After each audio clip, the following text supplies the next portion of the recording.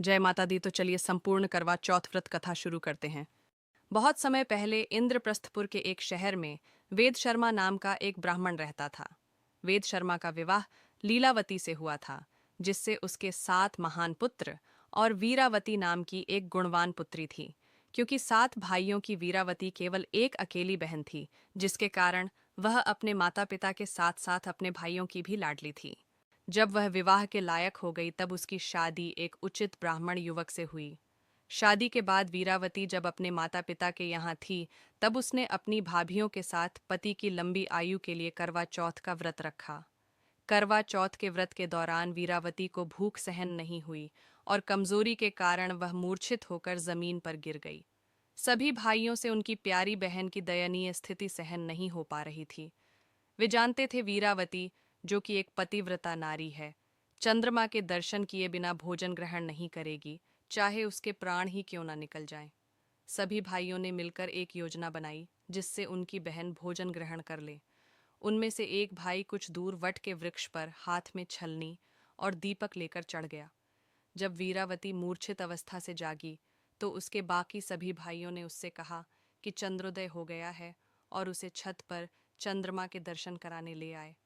वीरावती ने कुछ दूर वट के वृक्ष पर छलनी के पीछे दीपक को देख विश्वास कर लिया कि चंद्रमा वृक्ष के पीछे निकल आया है। अपनी भूख से व्याकुल वीरावती ने शीघ्र ही दीपक को चंद्रमा समझ अर्घ्य अर्पण कर अपने व्रत को तोड़ा।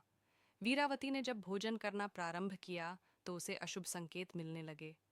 पहले कौर में उसे बाल मिला, दूसरे में उसे छींक आई और तीसरे कौर में उसे अपने ससुराल वालों से निमंत्रण मिला।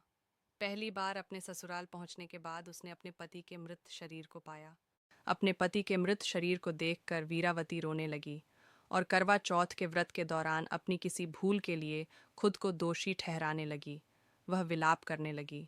उसका विलाप सुनकर देवी इंद्राणी, जो कि इंद्र देवता की पत्नी है, वीरावती को सांत्वना देने के लिए पहुंची।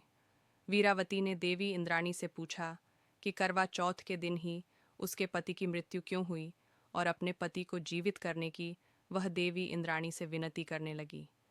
वीरावती का दुख देखकर देवी इंद्राणी ने उससे कहा कि उसने चंद्रमा को अर्घ्य अर्पण किए बिना ही व्रत को तोड़ा था, जिसके कारण उसके पति की असामयिक मृत्यु हो गई। देवी इंद्राणी ने वीरावती को करवा चौथ के व्रत के साथ साथ पूरे साल में हर माह की चौथ को व्रत करने की सलाह दी और उसे आश्वासित किया कि ऐसा करने से उसका पति जीवित लौट आएगा।